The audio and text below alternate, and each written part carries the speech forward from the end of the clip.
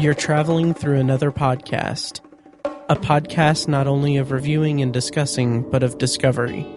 A journey into a wondrous show whose boundaries are that of imagination. That's the RSS feed up ahead. Your next stop, Anthology. Hello and welcome to Anthology, presented by ObsessiveViewer.com. If this is your first time listening, Anthology is one man's examination of the Twilight Zone as a first-time viewer. Each podcast, I review one episode of Rod Serling's iconic series and round out the show with a bonus review of a movie or show related to the week's main topic. I also cover modern anthology science fiction shows such as Black Mirror and Hulu's Dimension 404 in bonus episode review series. You can find more of Anthology as well as a full episode archive at anthologypod.com. And if you want to contact me, you can use the Facebook page at facebook.com/anthologypod. You can tweet me at ObsessiveViewer, or you can send an email to matt@obsessiveviewer.com. Today on the podcast, I'll be discussing The Man in the Bottle. It's the second episode of the Twilight Zone's second season, and it aired on October 7th, 1960. And for this week's bonus review, I'll share my thoughts on... I don't remember how to pronounce this, but it's Je Souhaite.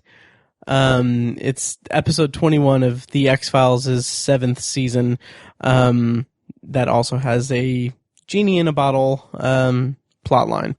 And before I get into it, seriously, that's going to be fun to say later in the episode. But anyway, before I get into it, I just want to point out that one of the other classic science fiction shows of the time was One Step Beyond, which I believe I reviewed one or two episodes in season one as bonus reviews. But I just want to point out that I just found out that it's available on Amazon Prime, all three seasons. So that's pretty cool. So go check that out if you want to see One Step Beyond. As usual for the podcast, I'm going to start off by reading a plot description of The Man in the Bottle. It comes courtesy of The Twilight Zone: Unlocking the Door to a Television Classic by Martin Grams Jr. And I'm going to go ahead and read the plot description. Here going forward, it's going to be completely spoiler-filled, so if you haven't seen The Man in the Bottle yet, go check it out and then come back and listen to this, because I'm going to be spoiling the entire episode. Arthur Castle, owner and operator of an antique shop with a heart as big as his store, is around the corner from bankruptcy because he longs for a more profitable business with cheery surroundings. One afternoon, however, Mr. Castle discovers a genie in a bottle who offers the Castles 4 wishes of a guaranteed performance. Arthur at first disbelieves what he sees, but wishes for a broken glass to be fixed for verification, which is accomplished promptly. Failing to accept the consequences of his wishing, Mr. Castle asks for $1 million so he can clean up his debt, only to suffer from an accountant at the IRS who confiscates most of the cash. Arthur's third wish is for power, so he can rule a foreign country that cannot vote him out of office, and finds himself transformed into Adolf Hitler during his last moment in charge. Using his fourth and final wish, he returns to his antique shop, disposing of the bottle and the genie inside. Arthur is now content with his present debt and the drabness of his store. So, I'm going to run through some of the talent in this episode, as I usually do. This episode stars Luther Adler as Arthur Castle. This was, somewhat sadly, his only Twilight Zone episode. I liked his performance a lot in this, and it's a shame that we won't see any more of him. He previously worked with Serling in, a 1955 episode of General Electric Theater, titled Man with a Vengeance. That was written by Serling and actually starred Ronald Reagan. And then he also worked with Serling in an episode of Playhouse 90 that Serling wrote back in 1959 titled The Rankin File, which I tried to find that. I don't think I could find that anywhere, which is unfortunate. As Edna Castle is Vivi Janice. This is her second and last episode of The Twilight Zone. She previously portrayed Flora Gibbs in The Fever. And rounding out the cast of characters is Joseph Ruskin as the genie. This is his first of two credited, I shouldn't say credited, but first of two instances, credits, I guess, for the Twilight Zone. The next is actually an uncredited voice role in To Serve Man. He also worked on in one segment of Night Gallery in 1971 titled The Messiah on Mott Street. And he was also in one episode of The Outer Limits titled Production and Decay of Strange Particles in 1964. So The Man in the Bottle was written by Rod Serling. I don't really have any trivia about that. I do have some maybe interesting, I don't know, but the total production costs for the episode were $45,462. And the episode was filmed in 3 days in late July 1960 with 2 rehearsal days before filming. And director for this episode was Don Medford. This is his second of 5 Twilight Zone episodes. He previously directed A Passage for Trumpet, and next we'll see from him will be The Mirror, which is in season 3 of The Twilight Zone. So now we've come to my feelings as a first-time viewer of the episode. What I knew about the episode going in was absolutely nothing, actually. I had no idea what this episode was about. So it was a fun kind of discovery that it was a Genie episode, for me. And kind of going off of that, going into the episode, I was trying to detect what type of episode it was.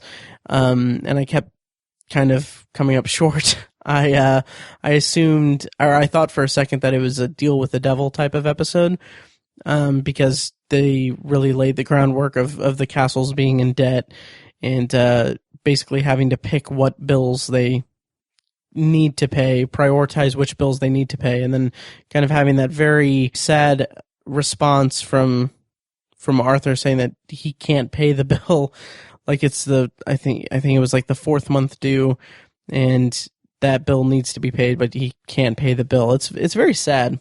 And then the older lady comes in and wants to sell him this heirloom, this bottle.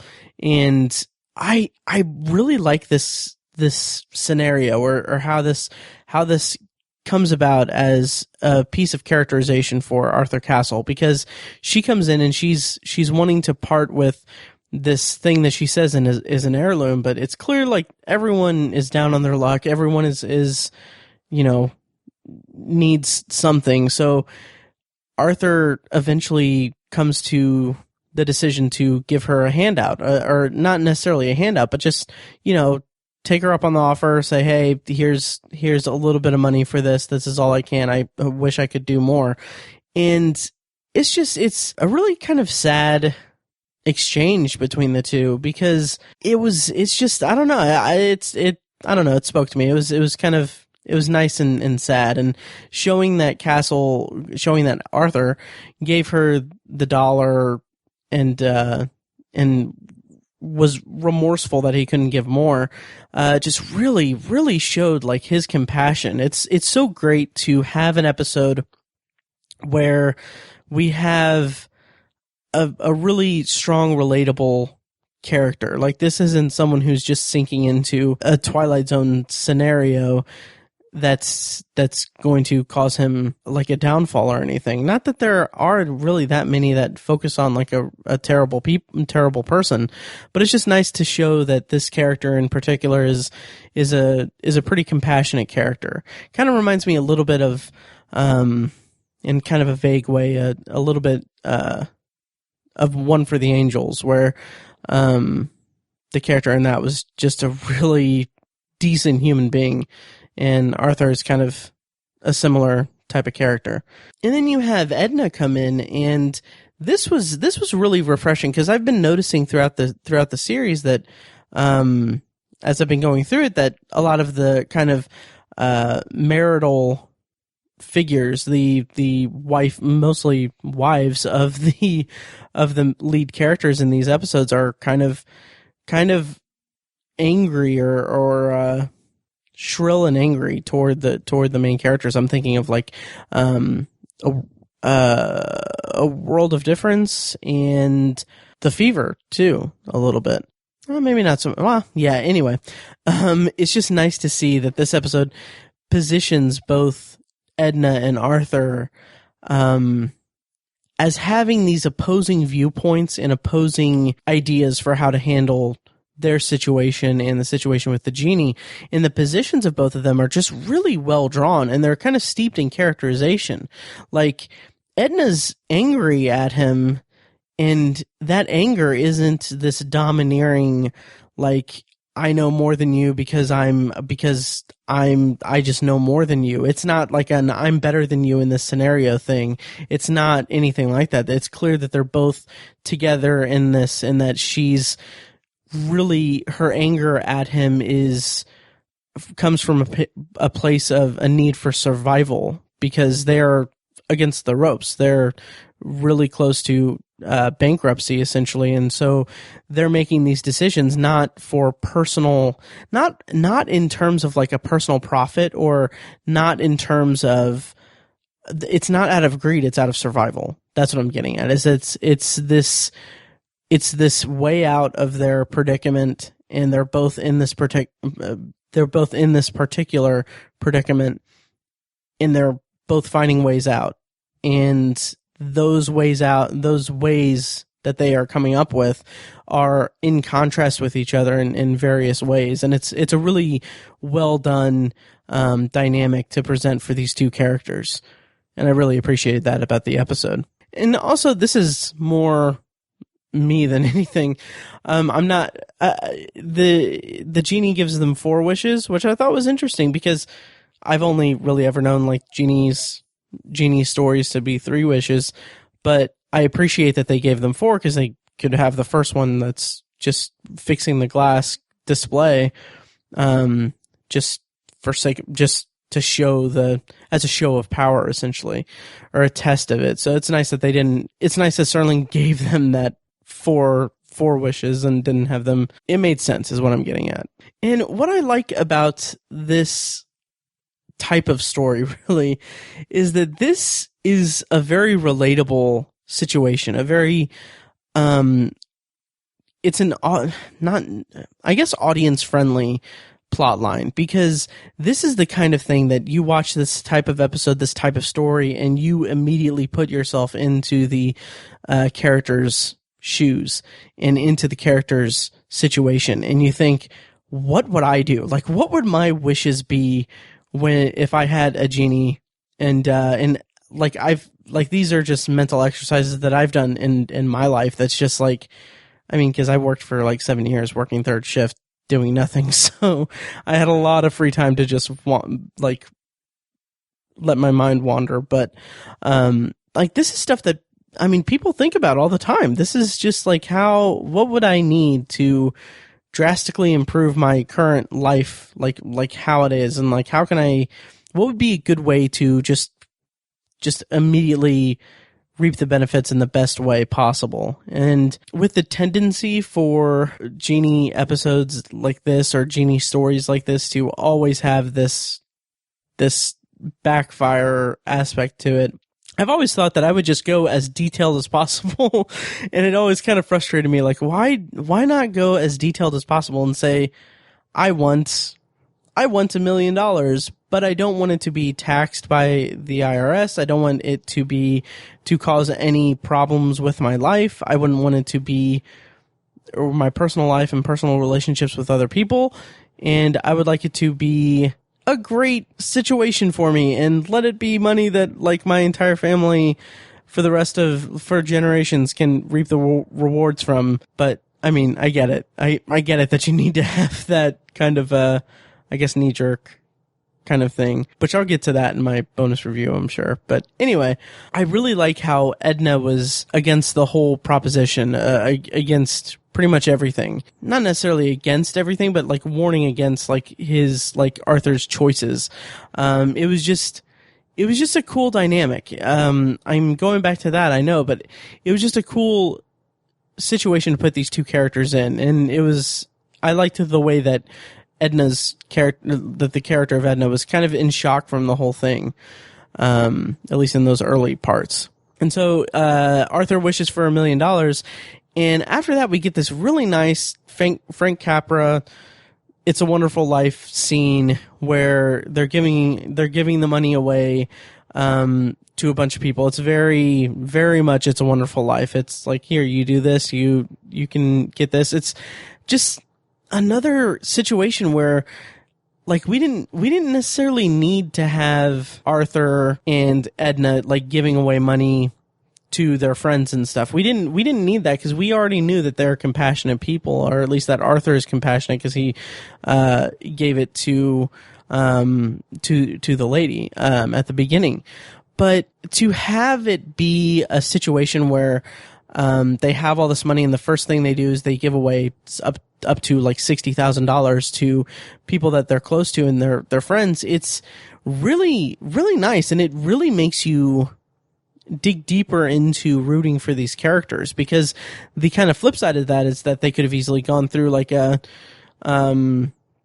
scenario where, like, the consequence of getting $1 million is that it changes them and alienates them from everyone. But this was such a nice and such a grounded way to handle this $1 million windfall for the castles, because it didn't change them, it didn't change their situation aside from making them have $1 million. It didn't change their personalities. It's very much grounded to what these characters were set up as in the first act.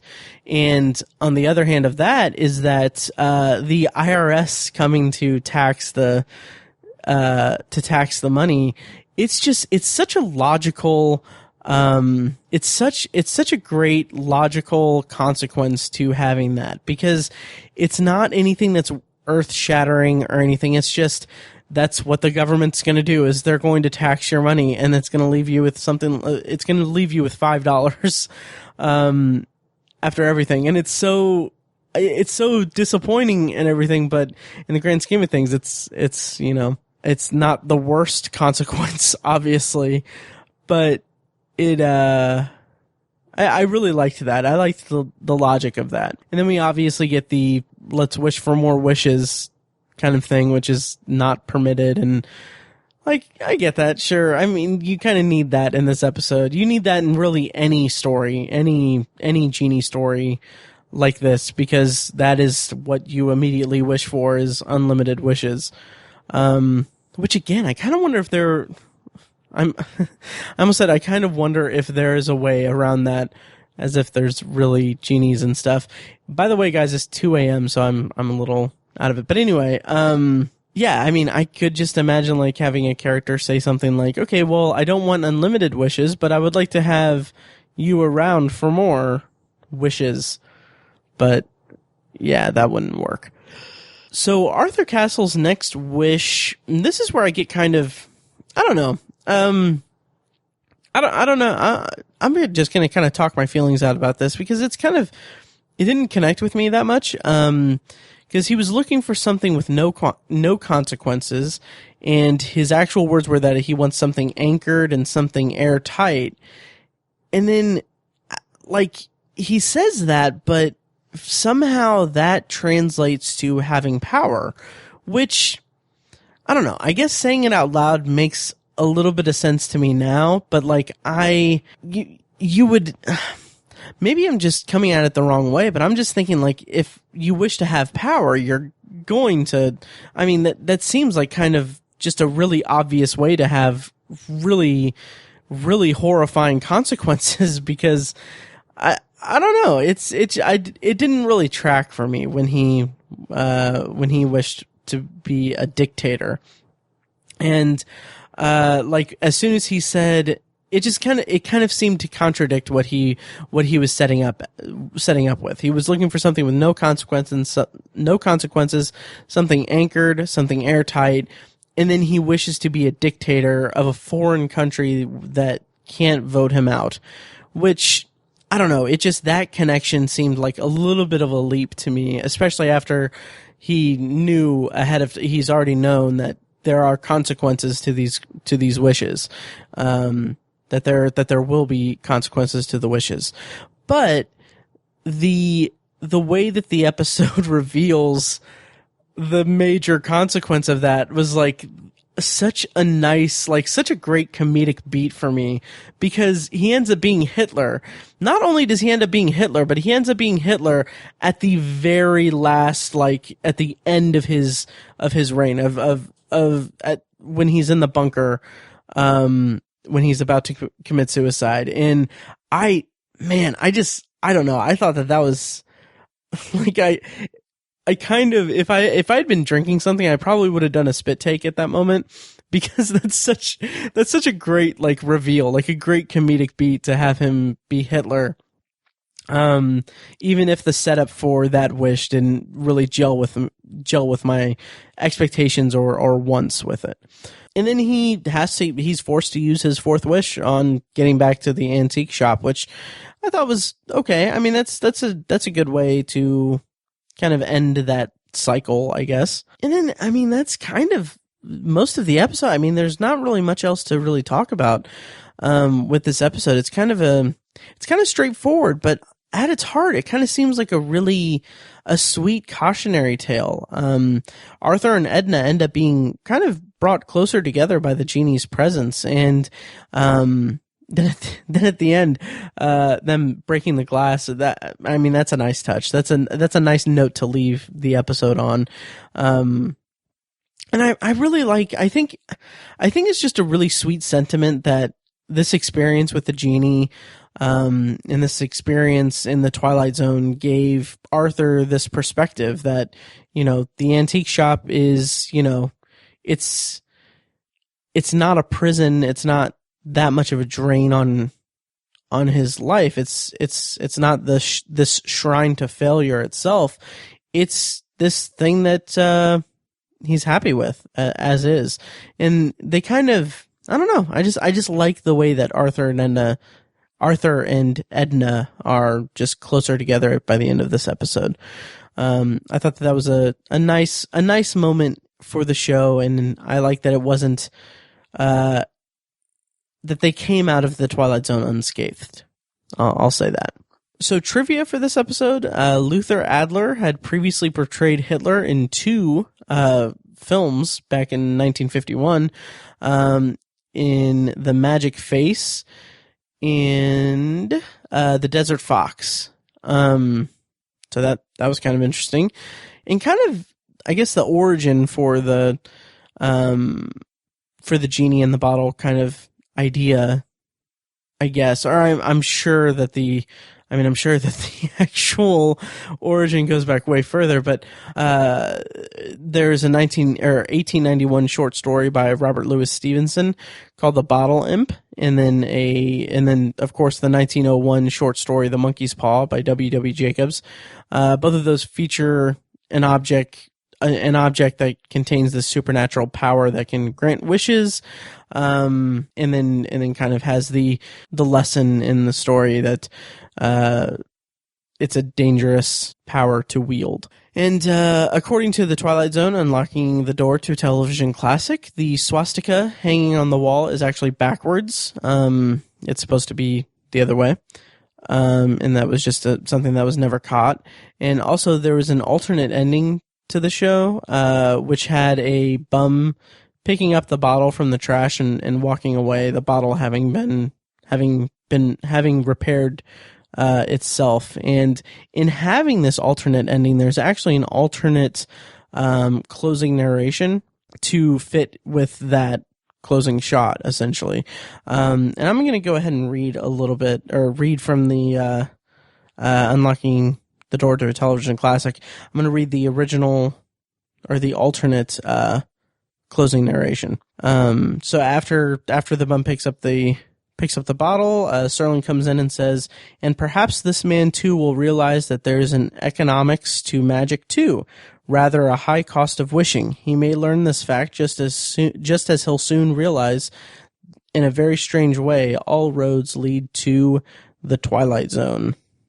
So that's interesting. I'm glad that they didn't do that, because it would seem to be kind of in contrast of what the actual bottle and the actual mythology set out in the opening scenes of the episodes established. Because that would insinuate that the bum would pick up the bottle and get the genie out of it and have his own misfortune and everything. Whereas in kind of the opening scene with the genie actually explains that he comes out and then goes back in for 101 years, or for a century and 1 year, before he comes out again. And it just kind of seems in contrast of this guy picking up a bottle, implying that he would get it, have the same misfortunes brought upon him.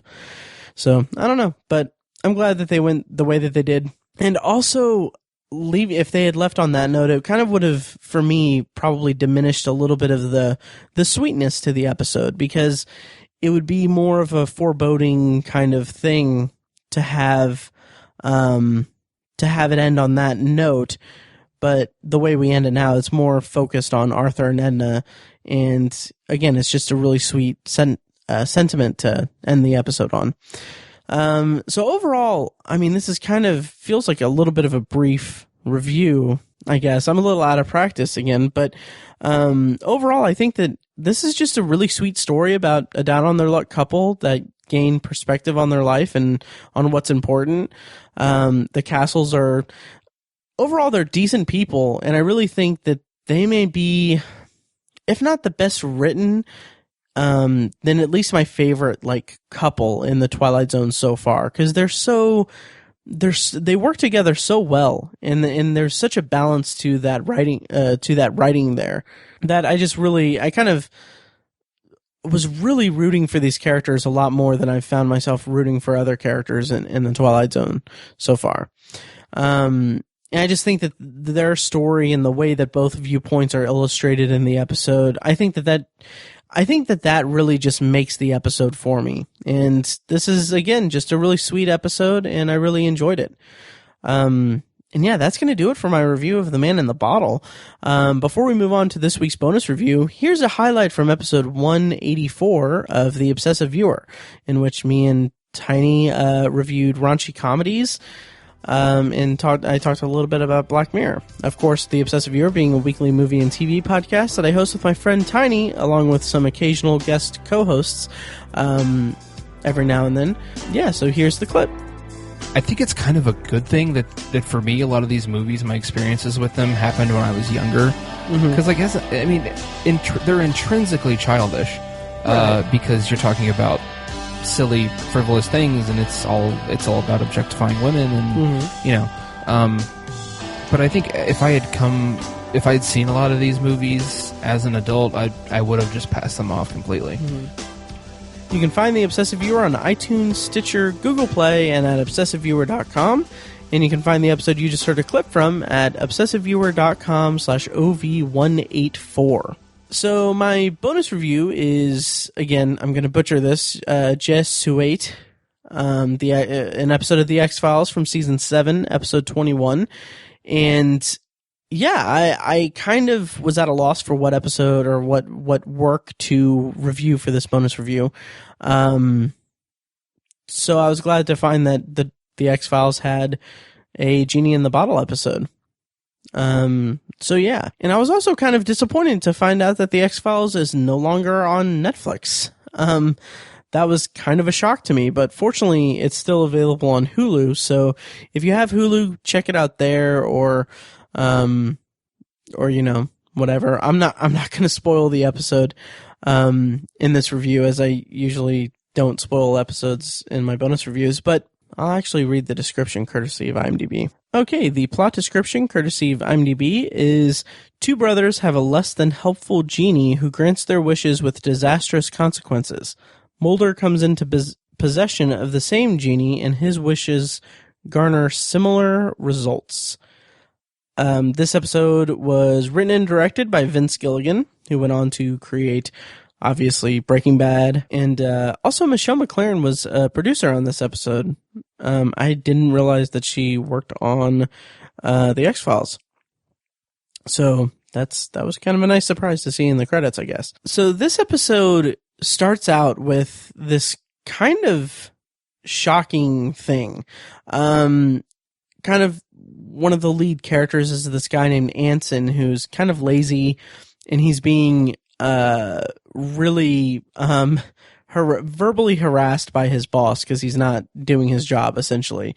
So what happens is Anson discovers this genie, and he wishes for the boss to shut up. And I'm so glad this was just only in the beginning of the episode. Like, I'm kind of getting a little nauseous just thinking about it. But what happens is there's, like, his mouth disappears. So it's just a skin patch where his mouth should be. And it's cool. It's a cool effect. By the way, this episode aired in the year 2000. I should have clarified that. But the next we see of him, like, after the opening credits, this is just, like, it makes me kind of sick to think about it. But he's had a new mouth surgically created. I'm seriously getting nauseous just thinking about it. Because, like, the pain, anyway, it's really gross. Like, there's only, like, a little bit of scene, like, you only get that one scene. It's kind of what alerts Mulder and Scully to this story. It's, like, kind of the jumping off point, because they end up going after Anson and everything. But, I mean, just the way that it's shown is just really gross, and hats off to the X-Files, because they really did an incredible job with that, in terms of the showing just the anyway. Seriously, I'm gonna need to pause this and take a drink of water or something, because I'm seriously just yeah, I'm gonna do that. Yeah, so this episode was written and directed by Vince Gilligan. And the actor who plays Anson, it was getting under my skin, because I couldn't figure out where I knew him from, but it just kind of dawned on me, like, midway through the episode, that he's the guy that played the Lord of the Rings fan in Clerks 2, which I thought was such a random thing for me to pull. But yeah, and I thought he did a really good job. He's kind of this kind of weaselly guy who he's basically the genie in a bottle storyline, greed personified character. That's kind of he fits that archetype for the genie in the bottle storylines. And the genie in this episode is a woman who is seemingly immortal, and we get some cool shots or some cool scenes where Mulder is investigating the woman and finding her picture in the past. And that was a really cool technique, because what it did in terms of the narration or the narrative is that it placed her in some specific historical contexts that really fit the kind of genie wishes with consequences storyline. I thought that was a really cool way to do that. A really cool way to kind of develop this character in this world. And then there's one, like, so I felt like the writing in this episode was making fun of me in a weird way, because Anson, one of his wishes is that he wants to be invisible. And by the way, after he has left his job because he, destroyed his boss's life, he goes with the genie to his brother, who is a wheelchair bound Will Sasso, which I thought was a nice surprise, because I enjoy Will Sasso as an actor, and he fit in well with this episode. But anyway, Anson's second wish is to be invisible, which I thought, like, when that happened, I was like, that's actually a pretty cool wish. Like, it's not that he wants to be invisible; it's that he wants to be able to become invisible whenever he wishes. which I thought was just a really cool wish. And then in like the next, like after I had that thought, like in the next scene, the genie just says in a very sarcastic tone, saying that that the wish is breathtaking in its originality. Yeah, and the whole episode really has this nice comedic energy to it. Like there's this running gag where the genie is implying that they should wish for Will Sasso's character to walk again, because he's in this wheelchair. But Anson is so consumed with his own greed and his own wishes that he doesn't even register with him as a possibility. And Will Sasso is also completely oblivious to the fact that he could wish to walk again. It's really, I don't know. It was really a funny running gag, and it also had a really great payoff. I'll leave it at that because I don't want to spoil it, but like I got a huge kick out of that running gag throughout the episode. And so, like, kind of at this point in the episode, I was actually thinking, like, I haven't watched much of the X-Files. I mean, I watched it growing up, or I watched parts of it growing up when my parents would watch it. And I remember being freaked out by the opening credits and everything, much like any other kid would be. And, like, I've only seen a couple episodes, like, from beginning to end, and that's, at least one of them is because of this podcast. So anyway, so I haven't watched much of it, and so I haven't watched much of it, but I don't really know how the conceit of a skeptic paired with a conspiracy theorist, like that main plot device throughout the series is, but I don't like, I'm fumbling everything. I haven't watched much of the X-Files, but I don't know how the main conceit of the show, which is pairing a skeptic in Scully with a conspiracy theorist believer with Mulder, I don't know how that conceit could keep up with such a wildly out there and clearly paranormal and supernatural plot like this. I mean, this is in season 7 of the show, so clearly this is well into their run. So maybe that kind of gets them that can kind of give them some leeway there, because I mean, after 7 years, what are you going to do that's fresh and original that can keep it a skeptic and believer dynamic without raising too many questions? But this is like, from the outset, this is like clearly a very clearly paranormal or supernatural kind of situation. But that's not to say that they dump the skeptic angle of it, because they have Scully comes up with a theory about the man's mouth fusing together. That's really just about it. Because after Anson becomes invisible, when Mulder and Scully get to him, Scully is just really fascinated by it. She's kind of almost swayed by it.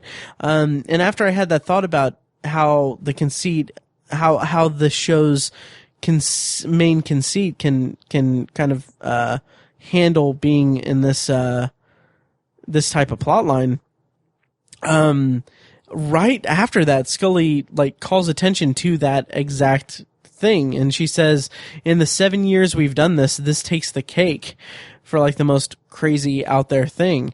So I mean, I guess I can give them that benefit, or the benefit of that doubt, because I mean, yeah, they call attention to it, and I mean, Scully wasn't completely her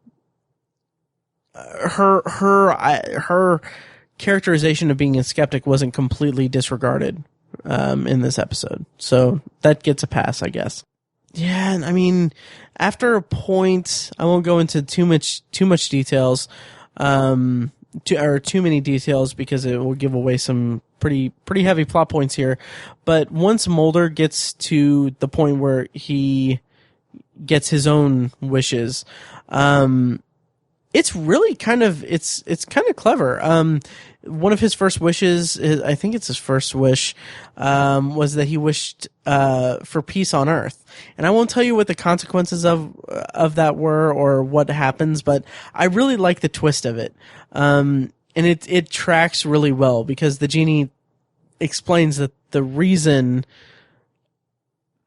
I can't explain it without spoiling it, but I like that she gives a very valid reason for why what happens when he wishes for peace on Earth is the only way to achieve peace on Earth, and I really liked that. Yeah, and then he has to reverse the wish, which I enjoyed. And then after that, I'm winding down this review because I can't give away much more. But after that, Mulder does the thing that I always want characters in these types of stories to do. He goes completely thorough.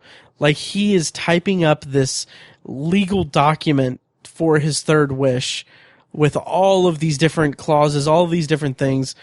Like, thinking about every single possibility of it. And I love it. I really loved it. The actual third wish that he does is pretty obvious from the start, what it's going to be. And it's a cool way to end the episode, but I don't know. By that time I kind of, wasn't too, I wouldn't say wasn't too impressed by it, but I wasn't too, like, it didn't hit me too hard or anything. But overall, I would say the pacing of the episode was actually pretty strong because you have like one portion of the episode being being Mulder and Scully investigating this situation while Anson and his brother are using the genie, and then you have this whole other side, or this whole other half of the episode be about Mulder with his three wishes. And I think the pacing and the way that the storylines converged while also existing solo from each other, really was pretty well done, well drawn. I really dug it. So that's Je Souhaite, season 7, episode 21 of the X-Files. And that's going to do it for this week's episode of Anthology, which, by the way, sorry guys, I've been so erratic with my review, my releases. I meant to mention this at the top of the episode, but I just want to apologize, and I'm going to try my hardest to be weekly. But I mean, there's a possibility that things will come up that I won't be able to devote the time to do it every single week, but I'm still here. I'm still, plugging away. I'm still doing Anthology. It's just sometimes it may be a week or two in between episodes. So apologies for that, but I hope you guys can bear with me as I kind of get back onto a hopefully good schedule with this. Also, make sure you check out my bonus reviews of Dimension 404 on Hulu. I'm about to sit down and record my review of Cinethrax, episode 2 of it. So that's cool. And let me know what you think. And obviously, if you like what you've heard and you want to help support the show, you can do that by leaving a quick review and a rating on iTunes. It helps out a lot. It's a great way to give me feedback and just show that you're listening, and I really appreciate every review and rating I get on there. And if you're feeling particularly generous, you can also donate to the podcast through PayPal by clicking on the donate link on anthologypod.com or going to patreon.com/obsessiveviewer and choosing one of the Anthology specific reward tiers on the on that for a recurring monthly payment. So next time on the podcast, I'm going to be reviewing Nervous Man in a $4 Room, which is the Twilight Zone's 3rd episode of its 2nd season. And as a bonus review, I'm actually going to be reviewing the 1st episode of the Twilight Zone's 1985 revival. That episode is Shatterday and A Little Peace and Quiet. That bonus review comes courtesy of a suggestion from listener Greg, so I appreciate the Wow, I appreciate the suggestion. Again, it's at this point it's like 2:30 a.m. I don't know why I decided to record this so late. But anyway, thank you, Greg, for that recommendation. So you guys will definitely hear my thoughts next week on Nervous Man and $4 Room and Shatterday / Little Peace and Quiet. And yeah, thank you guys so much for listening, and I'll see you next time.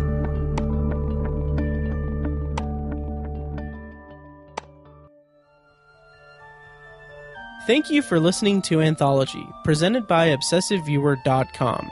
For more of Anthology and a full archive of my episodes, go to AnthologyPod.com. And if you want to help support the show, the easiest way you can do that is by leaving a rating and a review on iTunes. You can also make donations to the show courtesy of the donate link in the show notes of each episode and on AnthologyPod.com. For recurring donations, you can become a patron at patreon.com/obsessiveviewer and just choose one of the Anthology reward tiers. If you enjoy Anthology, feel free to check out The Obsessive Viewer, a weekly movie and TV podcast I host with my friend Tiny and occasional guest co-hosts over at obsessiveviewer.com. You can also join the Obsessive Viewer Facebook group at facebook.com/theobsessiveviewer. For book reviews and commentary on the world of reading, check out our sister site at obsessivebooknerd.com. And for philosophical discussions from a secular viewpoint, check out my friends Chad and Amanda at thesecularperspective.com.